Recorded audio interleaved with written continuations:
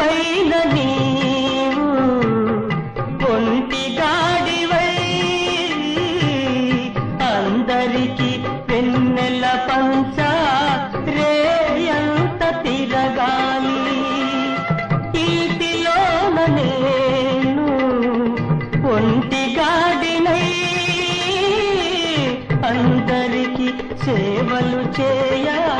రేయి పవలు తిరగాలి లేరు మనకు బంధువులు లేరు తల్లిదండ్రులు లేరు మనకు బంధువులు లేరు తల్లిదండ్రులు మనను చూసి అయ్యో పాపం అనేవారు ఎవరు